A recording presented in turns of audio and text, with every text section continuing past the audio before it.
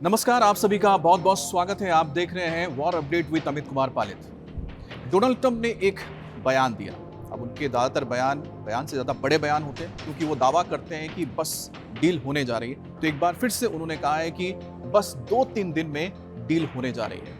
Iran के साथ बातचीत फाइनल स्टेज पे है और 2-3 दिन के अंदर सालों से चला आ रहा जो ये आप कह सकते हैं संघर्ष है, दुश्मनी है दोनों देशों के बीच, अब वो बदलने जा रही है, समझौता होने जा रहा है। और साथ ही उन्होंने साफ कहा है कि उनके जो दो सबसे अहम मुद्दे थे, एक है स्टेट ऑफ हॉर्मुज को खोलना और दूसरा है कि ईरान न्यूक्लियर हथियार नहीं रखेगा।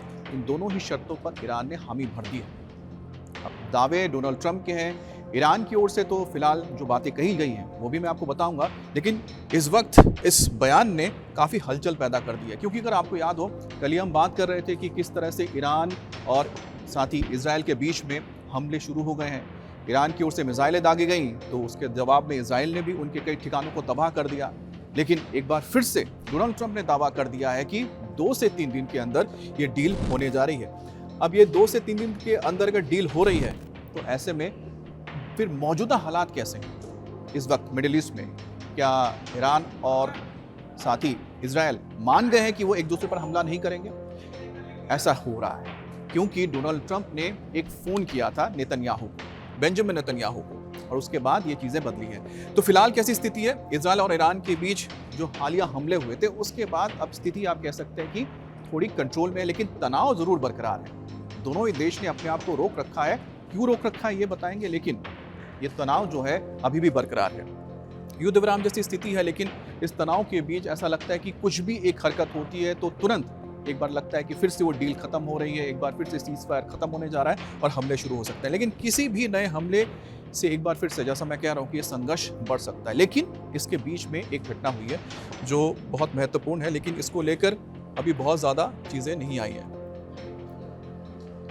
ये अपाचे AH-64 ये हेलीकॉप्टर है, अमेरिका का एक ऐसा हेलीकॉप्टर जिसको हम कहते हैं फ्लाइंग टैंक। इसमें मिसाइल्स लगे होते हैं, साथ ही साथ गनशिप लगी होती है। एक तरह से ये उड़ने वाली गनशिप है, तोपखाना है। अब हॉर्मुज पर ये अपाचे हेलीकॉप्टर क्रैश हुआ है। अब इसके बाद सवाल उठने लगे कि भाई अभी तो 2 से 3 दिन के अंदर डील फाइनल हो रही थी, और उसके बीच अगर हॉर्मुज में अपाचे अमेरिका का एक हेलीकॉप्टर, अटैक हेलीकॉप्टर गिर गया है, अब क्या इसको ईरान की ओर से मार के गिराया गया है या फिर अपने आप टेक्निकल फॉल्ट की वजह से गिरा है? इसको लेकर अभी संशय बना हुआ है, कुछ भी पुष्ट नहीं है। अमेरिका के राष्ट्रपति ने जरूर इस पर एक बयान दिया है। उन्होंने कहा है कि दोनों पायलट्स ठीक हैं, सुरक्षित है। इसमें 2 पायलट्स होते हैं, एक होता है जो फ्लाई करता है, दूसरा होता है उसका, आप इसको कह सकते हैं कि वेपन इंजीनियर, जो निशाना लगाता है और हथियारों का इस्तेमाल करता है। तो 2 इसमें पायलट होते हैं, दोनों सुरक्षित हैं। सेंट्रल कमांड जो इस वक्त इस मिडिल ईस्ट की पूरी जंग को देख रहा है, जिसके नेतृत्व में लड़ा जा रहा है, उनकी ओर से कोई भी ऑफिशियल बयान नहीं आया है। पहला जो ऑफिशियल बयान आया है वो सिर्फ डोनाल्ड ट्रंप की ओर से आया, जिन्होंने कहा है कि दोनों पायलट सुरक्षित हैं। अब जाहिर सी बात है कि जैसे ही सेंट्रल कमांड की ओर से इस बारे में जानकारी आएगी कि इसकी वजह क्या है, अगर ये ईरान की ओर से टारगेट करके मार गिराया गया है, तो ऐसे में मान के चलिए कि इसका जवाब तो दिया जाएगा और अमेरिका देगा। और अगर ये टेक्निकली गिराए तो ऐसे में मान सकते हैं कि नहीं, इसके बाद कुछ भी नहीं होने जा रहा है और बातचीत होती रहेगी। लेकिन अगर अमेरिका पलटवार भी करता है तो भी देखिएगा डोनाल्ड ट्रंप यही कहेंगे कि ये हमने हमले का जवाब दिया है, लेकिन बातचीत हो रही है, बातचीत डील को लेकर चल रही है। ये डोनाल्ड ट्रंप बातचीत को लेकर कभी भी ये नहीं कहते कि बातचीत बंद हो गई है, खत्म हो गया है। अब ये एक महत्वपूर्ण घटना हुई है। अब आती है कि इजराइल की ओर से क्या प्रतिक्रिया आई है जो मौजूदा हालात को लेकर। देखिए, इसकी शुरुआत जिस तरह से हुई थी कि इजराइल के ऊपर मिसाइलें दागे गई। अब इजराइल के ऊपर मिसाइल क्यों दागे गए थे? क्योंकि ईरान को लगातार ये लग रहा था कि लेबनान में जो हिजबुल्लाह के खिलाफ इजराइल की जो कार्रवाई है वो बंद नहीं हो रही है, सैन्य कार्रवाई, और उसने शर्त रखी है अमेरिका के सामने कि जब लेबनान को भी इसमें शामिल किया जाए, इसमें गाजा को भी शामिल किया जाए, तभी वो इस डील में हस्ताक्षर करेंगे या साइन करेंगे। लेकिन इस बीच लेबनान के अंदर जो भी हिजबुल्लाह के ठिकाने उस पर इजराइल हमले कर रहा था। उसकी हालत ऐसी कर दी है कि अगर कुछ दिनों के अंदर उसे रोका नहीं गया इजराइल को, तो उसे पूरी तरह से तबाह कर देंगे। और यही था कि SOS एक भेजा गया, यानी कि ना इमरजेंसी कॉल किया गया तेहरान मदद के लिए हिजबुल्लाह की ओर से, जिसके बाद अब तेहरान ने मिसाइलें दागी। अब सारे मिसाइल को तो इजराइल ने पूरी तरह से नाकाम कर दिया था एयर डिफेंस सिस्टम के जरिए, कोई नुकसान हुआ नहीं। उसके बाद लेकिन इजराइल ने फिर से स्ट्राइक किया। इजराइल ने हवा से मार की जाने वाली बैलिस्टिक मिसाइल का इस्तेमाल किया, एयर स्पेस इस्तेमाल नहीं किया था इस बार ईरान का। उन्होंने दूर से ही निशाना लगाया था और उनके 2 से 3 जगहों पे, अहम जगहों पर, जैसे कि बंदर मशहर पर जाकर उन्होंने एक पेट्रोकेमिकल फैक्ट्री को उड़ा दिया था और तेहरान के आसपास भी उन्होंने हमले किए। वेस्टर्न जो उनका फ्रंट है, इराक से लगा हुआ जो सीमा है, वहाँ पर भी उन्होंने कुछ मिसाइल साइट्स पर हमले किए थे जहाँ से मिसाइलें दागी गई थी। अब इसके बाद ऐसा लगा कि एक बार जंग फिर से शुरू हो जाएगी, जैसा हमने पिछले एपिसोड में बताया था। लेकिन तुरंत इसमें हरकत में आए थे डोनाल्ड ट्रंप। डोनाल्ड ट्रंप हरकत में आए, फिर उन्होंने दोनों ही देशों को, सबसे पहले उन्होंने इजराइल में बेंजामिन नेतन्याहू से बात की और बेंजामिन नेतन्याहू को उन्होंने साफ कहा, बेंजामिन नेतन्याहू को उन्होंने साफ कह दिया कि अगर हमले नहीं रोके गए, क्योंकि डील बस होने जा रही है, तो फिर दुनिया में आप अलग थलग पड़ जाओगे, अमेरिका या मैं आपके साथ नहीं रहूंगा। अब जाहिर सी बात है कि नेतन्याहू अकेले तो इस पूरे दुनिया में किसी भी जंग को या तो रह तो सकते नहीं, और अमेरिका उनका सबसे भरोसेमंद साझेदार है। दोनों के लिए ही, ये सिर्फ अमेरिका के ऊपर लागू नहीं होता, ये इजराइल और अमेरिका दोनों पर ही लागू होता है। दोनों एक दूसरे के बहुत अहम साझेदार हैं और खासतौर पे मिडिल ईस्ट में तो आप कह सकते हैं कि सबसे भरोसेमंद है अमेरिका के। तो ऐसे में नेतन्याहू ने मान लिया और नेतन्याहू ने कहा कि हम फिलहाल हमले रोक रहे हैं, लेकिन जो भी हमारे देश की सुरक्षा के लिए कुछ भी ज़रूरत होती है तो ऐसे में हम पलटवार भी कर सकते हैं, अपनी कार्रवाई कर सकते हैं। और इस बीच जो खबर आ रही है कि जहां एक तरफ इन्होंने ईरान के ऊपर हमला करने से मना कर दिया, लेकिन लेबनान में, दक्षिणी लेबनान में एक टायर करके जगह है लेबनान के अंदर, अब लेबनान ही समझ लीजिए, साउथ लेबनान, ये साउथ लेबनान, जो टायरे करके एक प्रांत है, वहाँ पर लोगों से कहा गया है कि आप हिजबुल्लाह के आसपास अगर आप बसे हुए हैं, जहाँ पर उनके बेसेस हैं, वहाँ से आप उत्तर की ओर चले जाइए, क्योंकि यहाँ पर मिलिट्री ऑपरेशन चल रहा है। तो एक तरफ जहाँ पर ईरान के ऊपर हमले से मना कर दिया है इजराइल ने, लेकिन दूसरी तरफ लेबनान के अंदर हमले अभी जारी हैं। और जिस तरह से चेतावनी दी गई, अब से कुछ मिनट पहले ही ये चेतावनी आई है, उससे जाहिर होता है कि हिजबुल्लाह के खिलाफ तो इस वक्त इजराइल अपने अभियान को रोकने नहीं जा रहा है।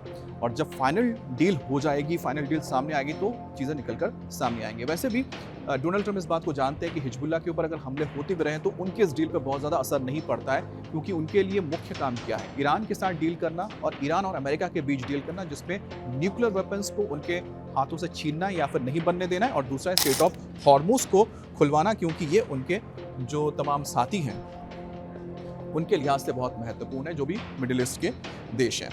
अब ईरान की ओर से क्या चीज़ें निकलकर सामने आई, ईरान ने कहा है कि हम भी हमले नहीं करेंगे। अगर ईरान का कहना है कि इजराइल हमले नहीं करेगा तो हम भी हमले नहीं करेंगे, लेकिन साथ ही साथ अगर इजराइल फिर से कोई कार्रवाई करता है तो उसका जवाब देंगे। लेकिन एक कार्रवाई अगर लेबनान के ऊपर होती है, जैसे कि हो रही है, जैसा मैं आपको बताया कि एक और हमला होने जा रहा है दक्षिणी लेबनान पे, तो ऐसे में ईरान क्या करेगा? क्या ईरान फिर से हमला करेगा, मिसाइलें दागेगा इजराइल के ऊपर, या फिर जो इसने वादा किया है कि नहीं, अगर इजराइल हम पे हमला नहीं कर रहा है तो हम हमला नहीं करेंगे, ये इस बात पर कायम रहेगा? तो ये एक बहुत ही, आप कह सकते हैं कि नाजुक ऐसी घड़ी है जहां डील हो रही है और ये डील टूट भी सकती है। तो ये दोनों ही चीज़ इस वक्त बहुत कशमकश में पूरा का पूरा मिडिल ईस्ट इस वक्त झूल रहा है, क्योंकि बहुत सारी विरोधाभास वाली चीज़ें या फिर बयान सामने आ रहे हैं। तो ईरान की ओर से फिलहाल कहा गया, लेकिन ये है कि ईरान क्या लेबनान के मुद्दे को छोड़ सकता है, मामले हिजबुल्लाह के मुद्दे को छोड़ सकता है, और क्या इजराइल ये तय कर लेगा कि नहीं, हम हिजबुल्लाह पे हमले नहीं करेंगे, क्योंकि उसको पता है कि लगातार हिजबुल्लाह उसके लिए बहुत बड़ा सिरदर्द है। और जब तक हिजबुल्लाह रहेगा, जैसे कि हमास जिसको उसने लगभग ख़त्म कर दिया है, उसी तरह से जब तक वो हिजबुल्लाह को ख़त्म नहीं करता है तो उसकी जो उत्तरी सीमा है इजराइल की, वो सुरक्षित नहीं रह सकती है। इसी वजह से लगातार वहाँ पर यह अभियान चलाया जा रहा है। अब डोनाल्ड ट्रंप ने तो ये कहा है कि युद्ध विराम जो है वो लागू है और डील होने जा रही है, समझौता होने जा रहा है। तो ऐसे में ये जो अभी तक संघर्ष है दोनों देशों के बीच, इजराइल और साथ ही साथ ईरान के बीच, उसको फिलहाल रोक देना चाहिए। दोनों देश मान चुके हैं, लेकिन सबसे बड़ा सवाल है कि डोनाल्ड ट्रंप ने जो दावा किया है स्ट्रेट ऑफ हॉर्मुज को खोलने का, अब डोनाल्ड ट्रंप कहते हैं कि हॉर्मुज पे, लेकिन दूसरी तरफ ईरान की ओर से क्या दावा किया गया? ईरान ने कहा है कि अब हॉर्मुज में टोल लगेगा, पैसे देने पड़ेंगे, फीस। ओमान और साथ में ईरान मिलकर ये फीस वसूल करेंगे, टोल वसूल करेंगे। अब जाहिर सी बात है कि डोनाल्ड ट्रंप तो इसके लिए तैयार तो बिल्कुल भी नहीं होंगे, लेकिन ईरान क्या करेगा इसमें? दूसरी बात है न्यूक्लियर वेपन को लेकर। न्यूक्लियर हथियार अमेरिका किसी भी हालत में ईरान को बनाने की इजाज़त नहीं दे सकता, बनने नहीं देगा। ये बात इजराइल भी कहता है। तो ये जो बहुत पेचीदे मसले हैं, इसके लिए तैयार होता है कि नहीं होता, अब देखना है इजराइल या फिर ईरान।